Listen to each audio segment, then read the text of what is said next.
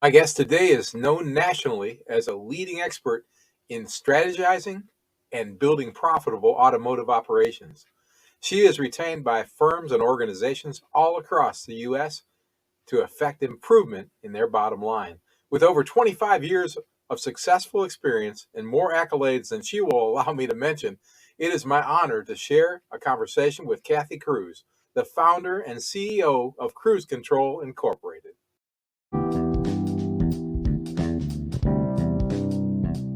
If you buy and sell vehicles for a profit or you want to, you're in the right place. This is the Flipping Genius podcast. Our number one goal is to help our listeners make more money. Every episode, we share information, ideas, and experiences of real-life car flippers. I'm Randy Lee. I'm the host of Flipping Genius. I've flipped cars most of my life. For over a dozen years now, I've been a licensed dealer. I am working to build the best podcast about successfully flipping cars for a consistent profit. Let's get to it, flippers. Kathi Kruse is here. I'm so excited. This is the second time you've been on Flipping Genius. Welcome back. Yeah. Second time. Season 2, I guess. Now we're in season 3. This will be episode 126 of the Flipping Genius. I've been hard at work, just trying to grind this thing out, and I want to thank you too for participating in, not just being a member of, but participating in our car flipping forum, because that's pretty cool too. Oh yeah, I mean, I'm embarrassed to say my deep sigh has to do with Facebook. They put out an edict about a year ago that, get into groups and we'll show you that content first and blah blah blah. So okay, I know enough not to really believe them, but I thought, let's check it out anyway. And it worked for a while, and then all of a sudden nobody sees their group content anymore. And so the other day when I saw your post, I'm like, oh my gosh, I need to go into this group more. So I put it at my favorites, and so now I'll do it more often because it's nice to be around car people, no matter what you're doing with cars. I like being around car people that like cars. Like, there's a lot of people in the car business that don't give a shit about cars. They don't care. They don't. It's like, yeah. So nothing matters. They just want to sell. But right, for people that enjoy cars too, that's more me. Mm-hmm. That's interesting. Yeah. That's interesting. I have to admit, I'll fess up. I am a deal guy. I love the I am too. I love the business. I'm yeah. more about business, and I fell into the car business almost by accident. Now, I've owned a lot of cars, and not many of them have been real pretty. I just like, the fact that I bought it for this and sold it for that, and in between I made this, and thus the car flipping thing began. And one of the things that I enjoy sharing with the group just about every month is your article in the Used Car Dealer magazine, because it's always different, because your focus is on social media, but it's always something that the guys of the people, I always say guys, but we have like 12% are female population in the group, and if the people will just read what you say and do it, you'll help us accomplish the number one goal of Flipping Genius, and that's to help our listeners make more money, and now our viewers too. Absolutely. Yep. And what you said about, I get very excited when a deal is happening. Don't get me wrong. I love that part. So, but yeah, if they're, whatever I can do, used car dealer. It's funny how that relationship kind of transformed.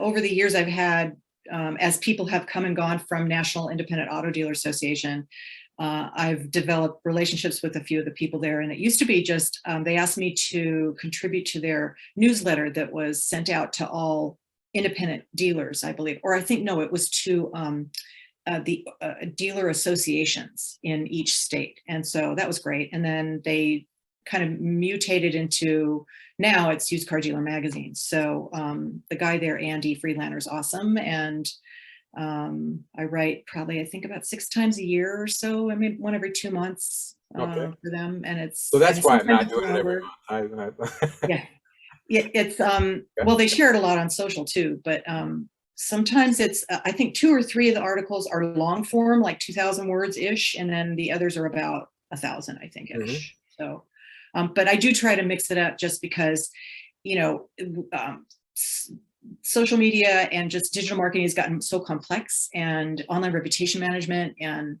Hmm. we really need to be able to reach people honestly and transparently, and the way, you know, social selling does that. So I'm a big fan of just increasing your audience, but not for the sake of just getting high numbers in your audience, but to really make connections. Right.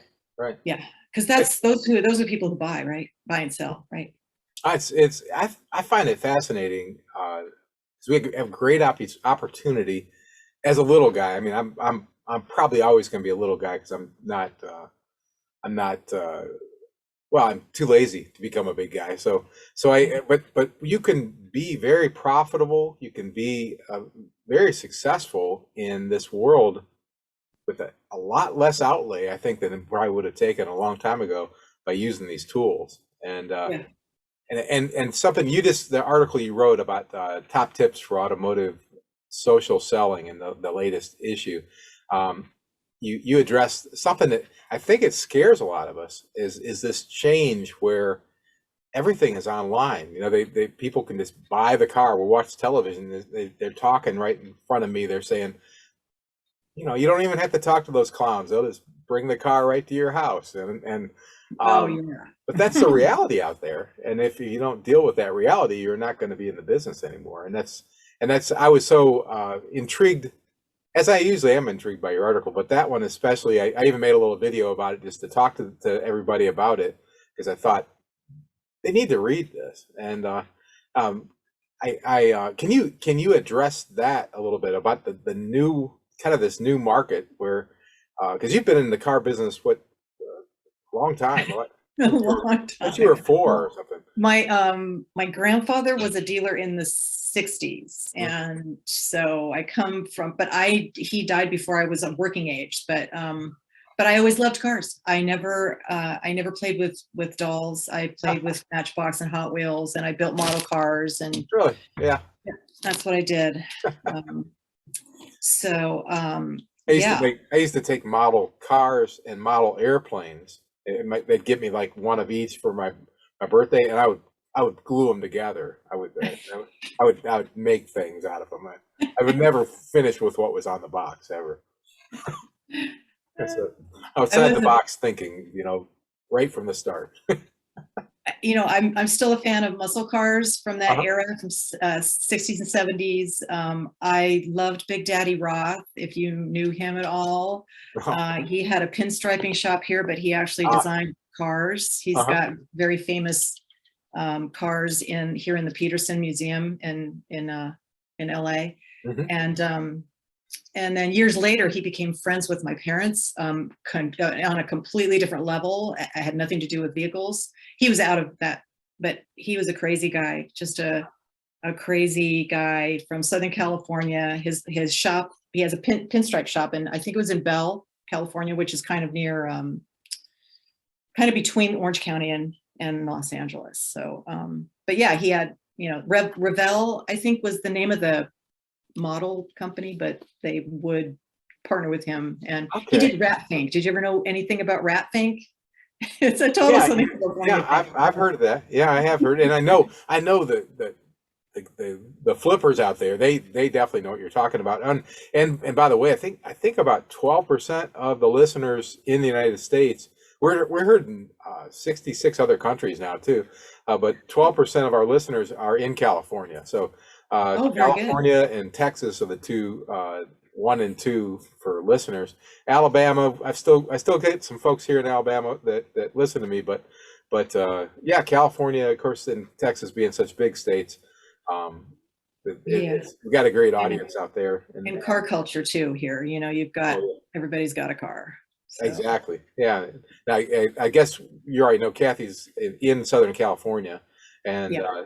that's you've done most of your business physically in Southern California, but you've spoken all around the country, haven't you?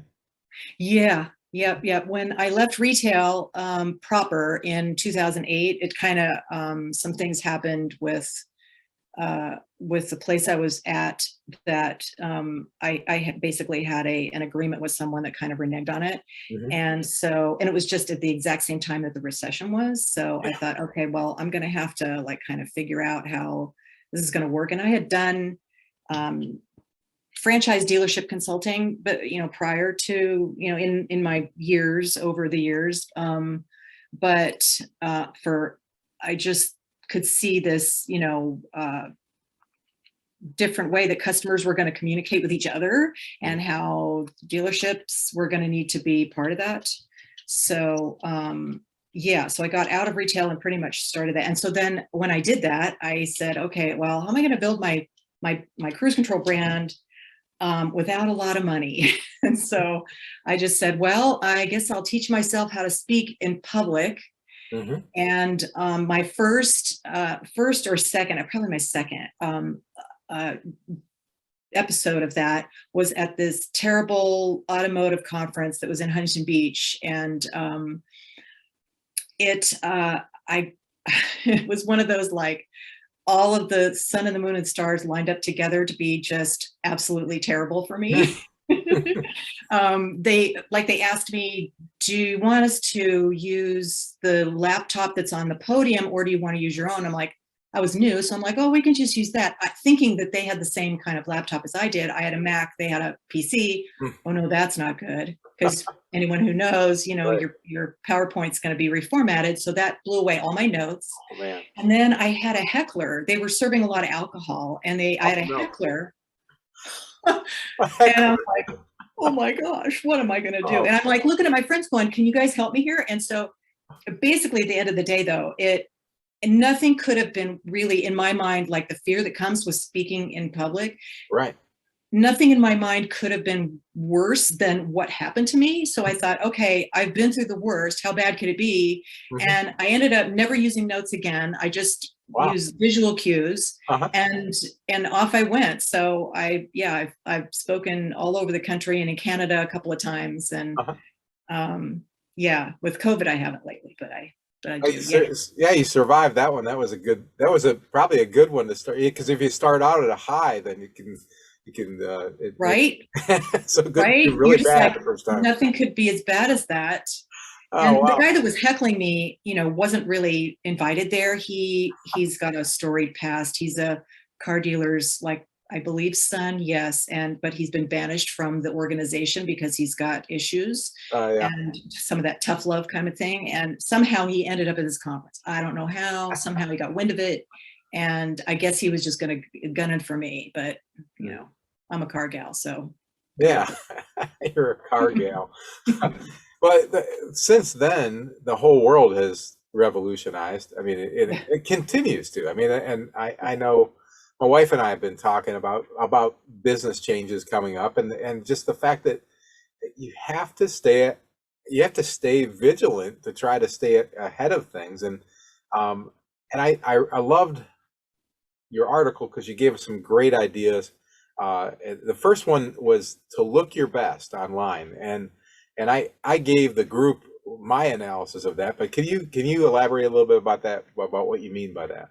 I can, but first I want to give you kudos for doing doing a tactic that's really kind of advanced, that a lot of people are kind of, I don't know, fearful of, I guess, or apprehensive, and doing a Facebook Live. You did great with that. Thank It you. was just, yeah, it was wonderful. And am I right? Just every time you do that, it gets a little easier. Oh yeah, yeah. Yeah. Now And I'll give you an example of maybe how you don't look your best. Something else I'm doing.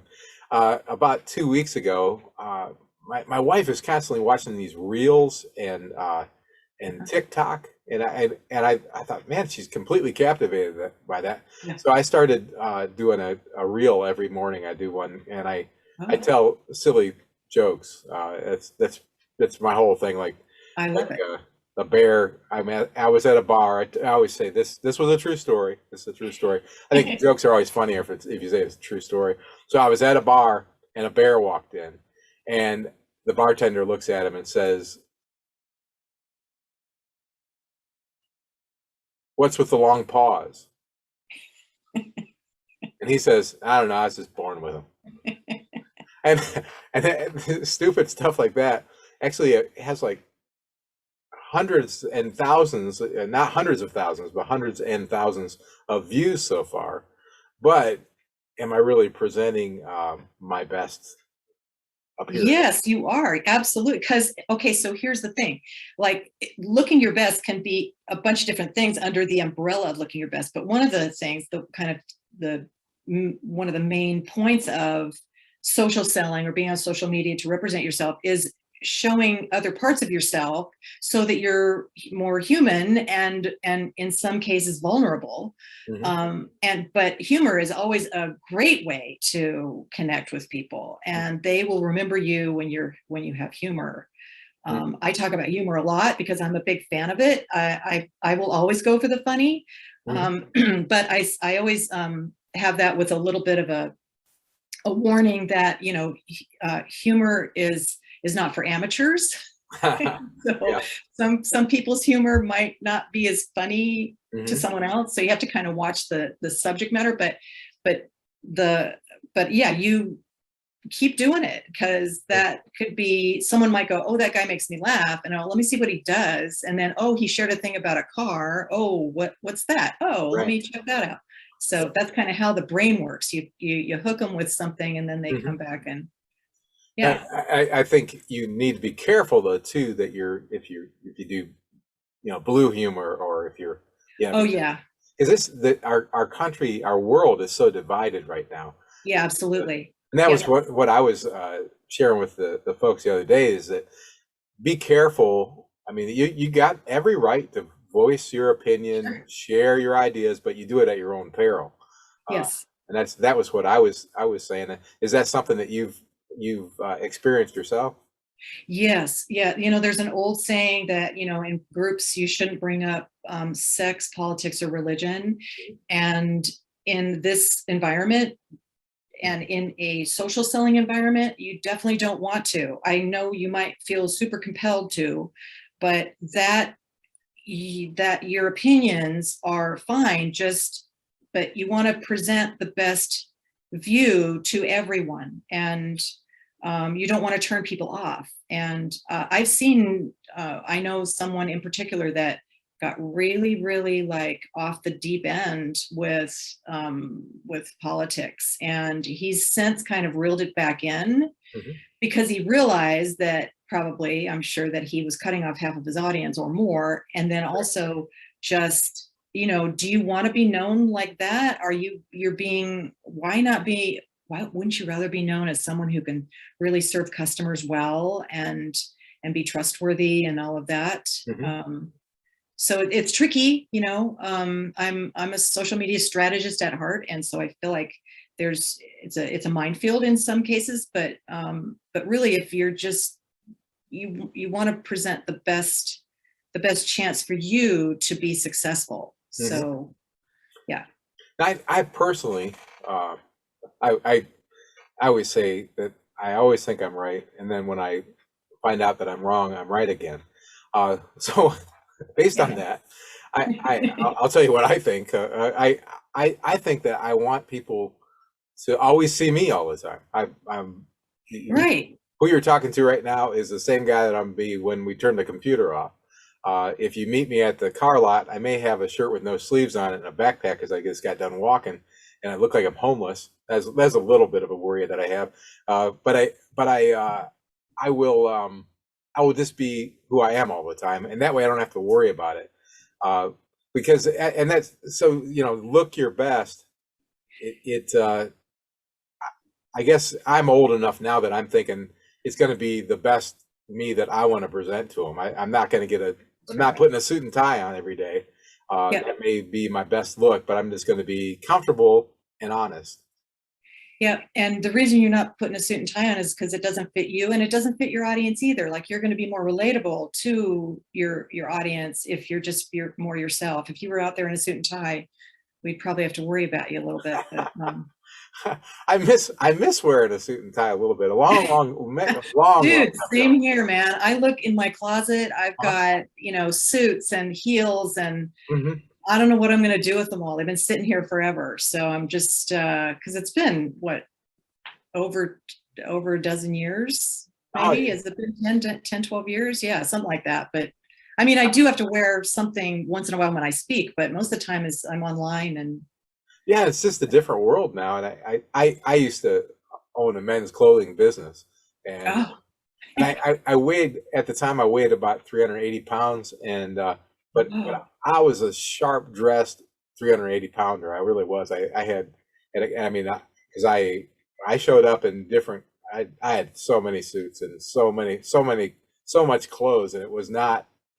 It was different looking stuff, because I was making a point, and yeah, I enjoyed that. I miss that in a way, but I mean, today's world we don't dress that way anymore. right. And I've got a good friend down in Pensacola, Florida.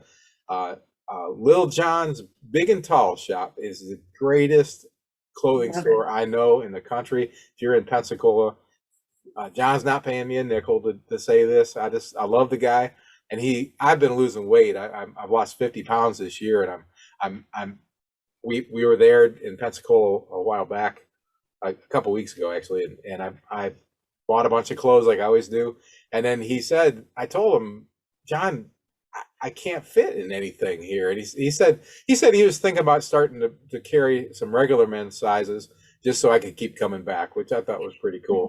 But he goes all the way up to like size, what's it, like 12X or something? Just some Wow. big cats. But if you go down there, John can make you look good. It has nothing to Wow. do with what we're talking about, except for looking your best. Made me think of John. Yeah, Uh, heck yeah. Yeah. oh, kind of put your best foot forward. One thing drives me crazy. People will reach out to me. They want to buy something from me, and through Facebook, or they want to sell me something, because I probably spend more time uh, looking for things that I can buy, vehicles I can buy because of the current market. And so you reach out to me, and I always look at your profile to see who you are.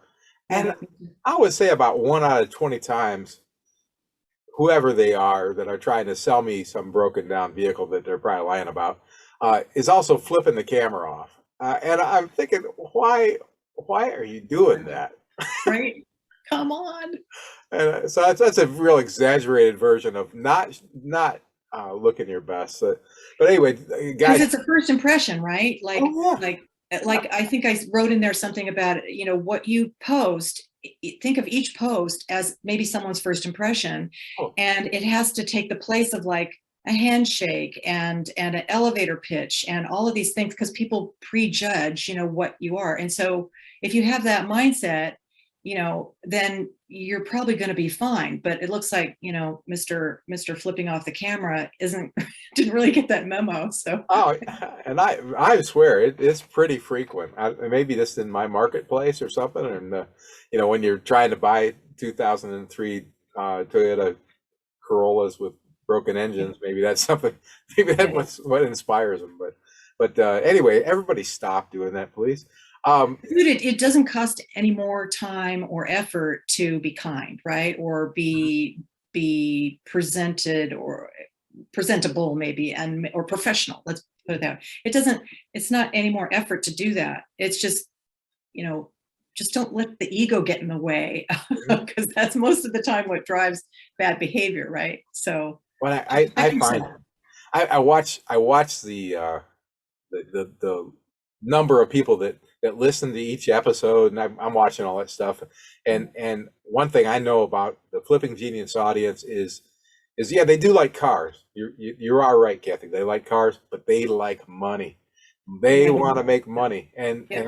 I'll just tell you guys, you are affecting your money when you do stupid stuff like that. That's exactly right. So. Yes. And certainly now when it's extra hard to flip cars and buy cars right and sell them, Mhm.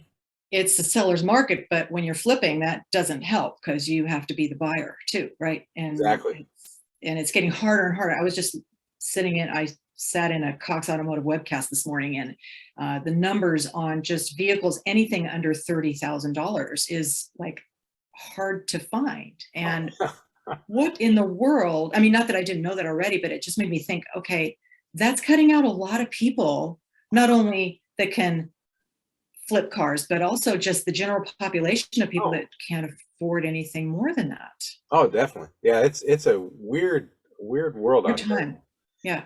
But at the same time, going back to the car flipping forum and last week's episode, don't my computer's telling me I'm running out of time. I'm talking too much. Another thing that I want to encourage you is the stuff's out there. You know, I go on a 6-mile walk every day, and on one 6-mile walk last week, I found 30 potential vehicles that I could approach the owners on, and I wasn't in a bad neighborhood. So it's amazing what you can see if you do what I say: keep your head on a swivel. The vehicles are still out there, but you got to do a little extra work. And so, you know, we're talking today about differentiating yourself from your competition, both in selling and also in buying, as far as I'm concerned. Another thing you mentioned is creating an introduction video. This is something I love that idea, and it's not something I not even me, who's constantly in front of the camera. I really haven't done that. Can you elaborate a little bit about what that should look like? Yeah. So there's two routes you can go. One, with introduction video, you can create like a generic one that whenever you respond to a customer, just let them know a little bit more about you and who you are, what you're doing. It doesn't have to be long, minute and a half. So when I say generic, I don't mean to make it sound like it's common, just something that can be used evergreen kind of. And then the other route you can go is once you get good at it, because if you do it a few times, it gets way easier. Then you can create just a quick little one for every customer that you meet or online, or have an email exchange with, or whatever it may be, whatever digital exchange.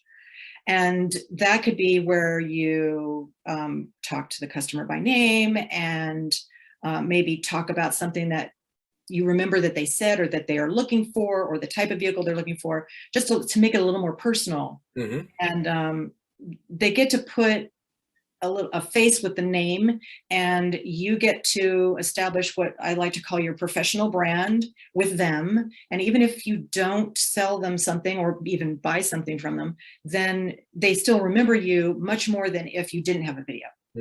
Yeah, I think that's a great idea. And I can see myself creating maybe one for buying, one for selling, right to get go. And then when you send me, because nobody wants to call me, I'm almost no calls initially, and that's one of the things that we're going to talk about is how do you get them to actually interact with you personally. But so if you're sending me a Facebook message and I tell you a little bit about the vehicle you're asking me about, if I send you a 15 or 30-second video, you're going to watch it, and I got a chance to win you over a little bit and make you trust me. Maybe I'll just tell them that bear joke or something, but yeah, I think that I love that one. I really do. And everybody who's listening to us right now has the tools you need to do it. You just got that phone in your hand. You can run the world with a phone. It's amazing. And another thing you told us is to do at least 5 things every day, which was daunting at first. Before I read, I'm a headline reader. And so I read what 5 things category that were in, and it's absolutely not hard. Can you share with everybody what would qualify as 5 things? And then certainly you could do more than that, especially if you're maybe working at a dealership and you got a slow day. Yeah, if you've got a slow day, or even set aside a couple of minutes to do it. But there's always slow days when you're selling cars, right? So on at least a dealership. And 5 things. So you're talking about just liking a comment or liking a post, commenting on a post, sharing a post, then producing some kind of content, whether it's just an image of you delivering a vehicle to some happy customers and telling their story. It doesn't even have to be that complicated. I think once you start doing the 5, then you realize, oh, this is easy. And then it gets a little bit easier once you're in the environment to, I think one of the stumbling blocks or challenges is for salespeople trying to create content. What do I create? What do I share? And you get a feel for it when you start participating more. And so there's people's birthdays, or people might be talking about their anniversary, or a friend of yours might be having a birthday. There's so many things you can do. And if you just do 5 things, then it forces you to get into a habit of being there. And then one thing leads to another. Yeah, one thing I wondered about this morning, and I know now we dissect what 5 things look like. I know I'm doing my 5 plus all the time, but one thing I worry about sometimes about liking things, because if I like something and it's one of those dividing points, you post this thing and I really like it, and I want to let you know I like it because you and I are on the same wavelength. The people who aren't on the same wavelength may see that I liked it, and it could be divisive. So I'm kind of careful what I just click that like button for. Yes. Yeah. That's another one of those where you kind of want to watch. What I notice about Facebook, so that'll happen on Twitter pretty regular. If you like something, they will serve you content that your people that you're connected to have liked. So on Twitter, you really got to watch. But on Facebook, it's not so much.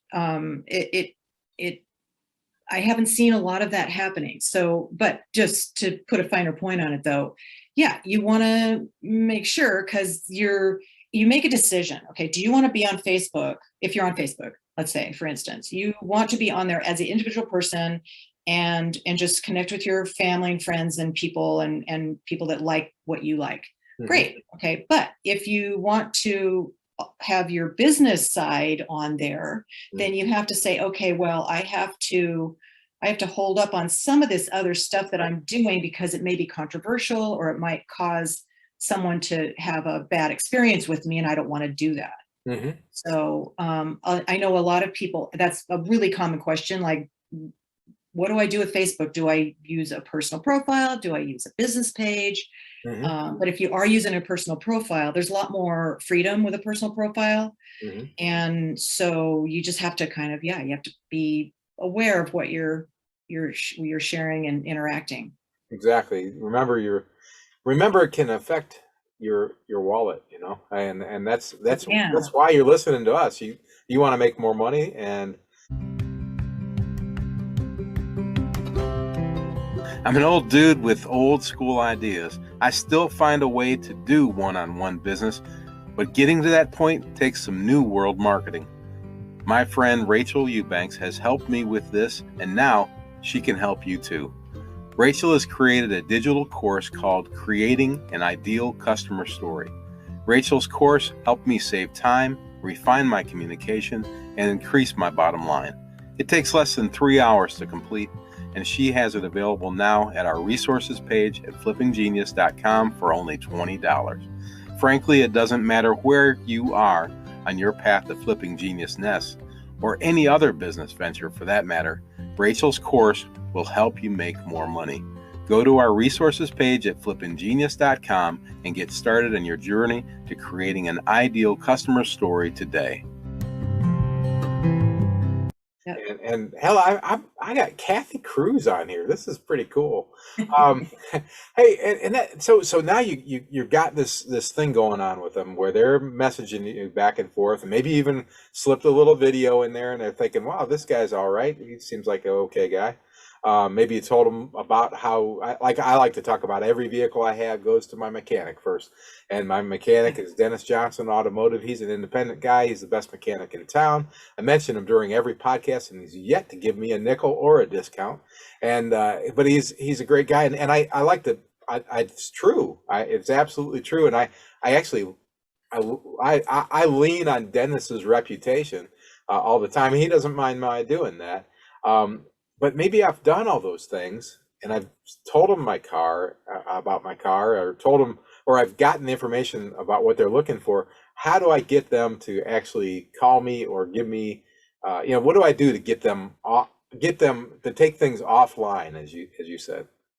So you want to look for buying signals. So these are questions that they ask, like, does it have this option? Or how much is the payment? Or questions like that. That's a clear signal that they're a buyer, Right. right? And so the next natural thing to do is to either ask them another question or set up an appointment Hmm. where you can talk more about it. And it's as simple as that, honestly. I think there's this thing about controlling your customer or try to, sell them the car, but the reality is just if you look for those signals and then ask for what you want, it's kind of your job to move the sale forward. So just say, well, why don't we talk about this on the phone, or why don't I email you or text you, or whatever, or maybe come down to, if you've got a office or a lot somewhere. Hmm. But just moving it forward to that next step, just the very next step, so that they don't feel like they're getting pushed hard and there's not a pressure on them to buy necessarily. Hmm. It's just basically getting them to the point where you want the next step in the process of selling the car.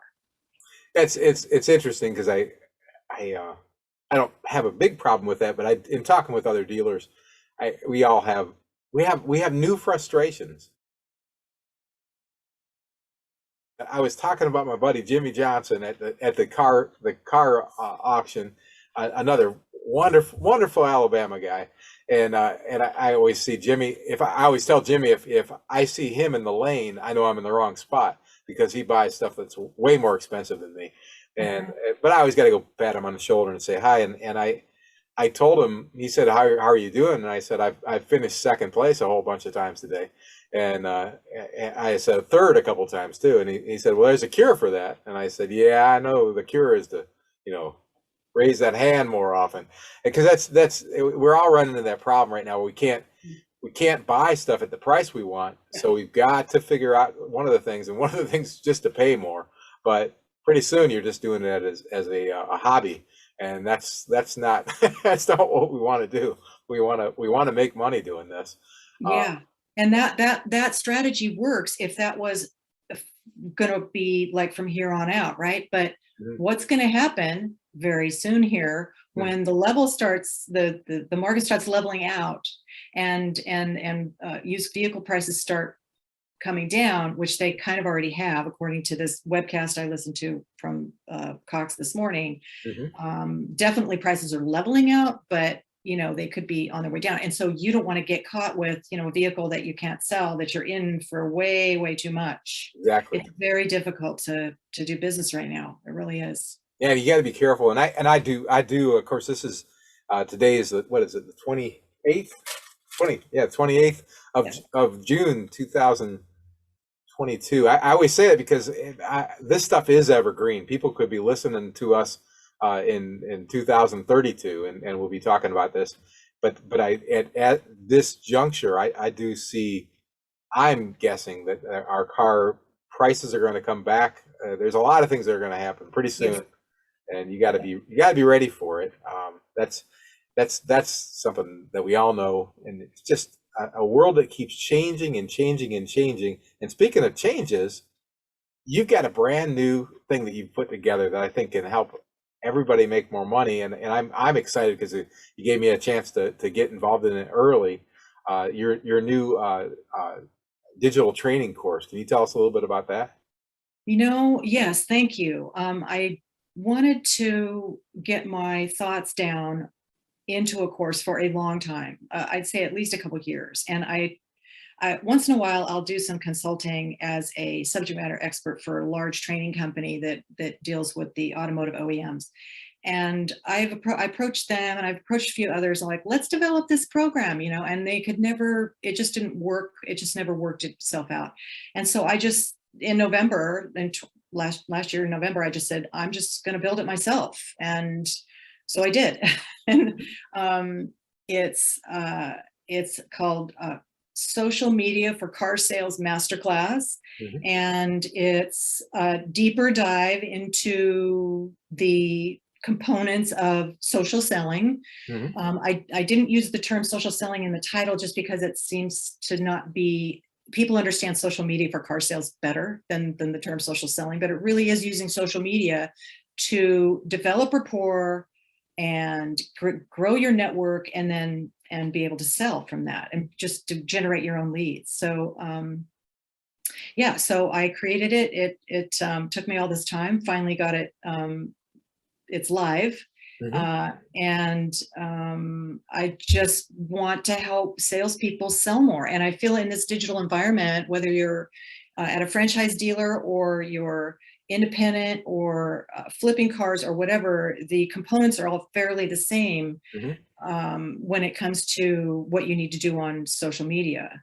Mhm. And I address a lot of like the things we talked about today, looking your best and all that, but also just some of the logistics about video and what type of content to create and how to look for those buying signals. And so I just, like I say, I just wanted to help more salespeople be able to navigate. I was a salesperson, like I did that in the beginning, and I know how hard it is to just, car sales is a very difficult job, and especially now. So Mhm. the digital communications between customer and the dealership, or customer and the salesperson, are becoming blurred between like work and home kind of. And so, what do you do when you want to be out there and not leave everything up to, the dealership's marketing or some other kind of, you want to have some more control about what you Right. can present, right? Mhm. And so anyway, that's why I created it. So It looked pretty comprehensive. How long would it take? Will it take to complete the entire? there are 3 modules, and there's between 4 and 6 lessons in each module, and they're only about maybe 8 or 9 minutes of Okay. video. Okay. There's some handouts in there, some PDFs of how to, there's about personal branding in there, or professional branding as I call it.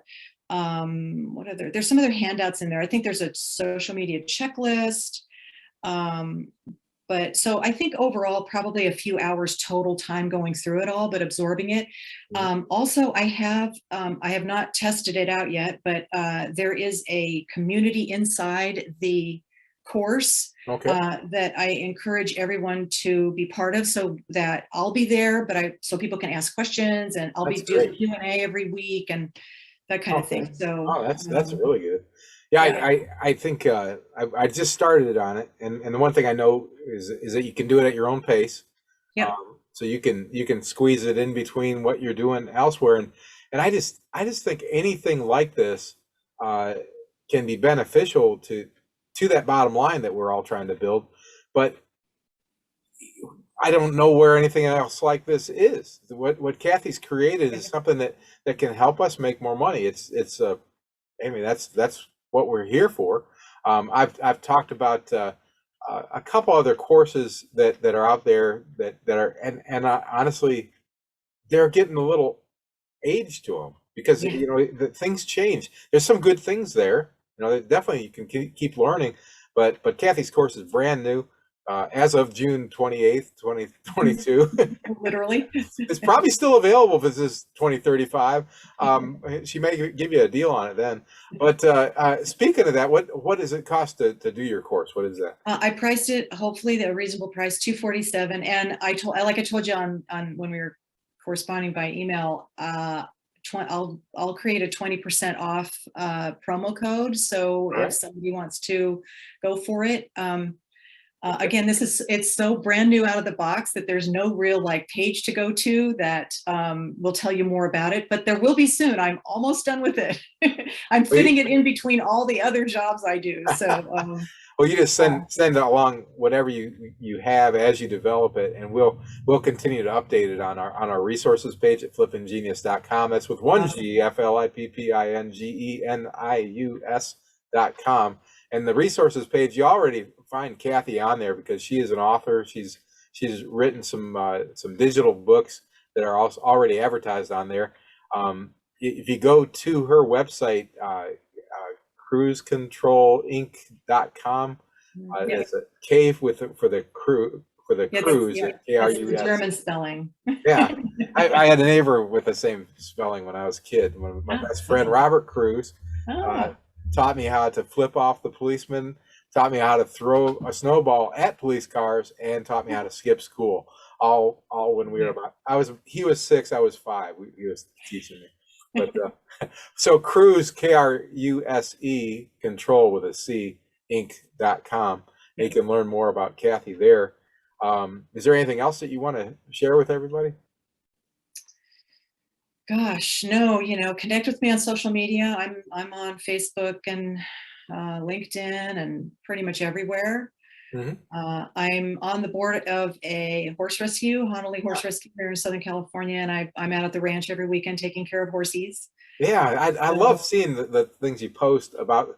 I'm a city boy, but that one horse that I saw recently, you said he was named after a street in Los Angeles where oh you yes, found him. my boy. His name's Lou Dillon. Yeah. He was running in traffic on Lou Dillon Avenue in Watts, and people were dodging him with their cars and throwing trash at him. And How do horses wind up in Los Angeles? I don't. well, that area right next to it was a place called Hollywood Park. It was a long time horse racing track, and Oh, people in their, I'm sure in their messed up brains, they have these backyard breeder kind of things. So they oh, breed thoroughbreds thinking they're going to win money or something, which is oh, wow. for every winner you see, there are thousands of non-winners. And that's what makes the industry so terrible, honestly, because there isn't a lot done for the horses that don't make it.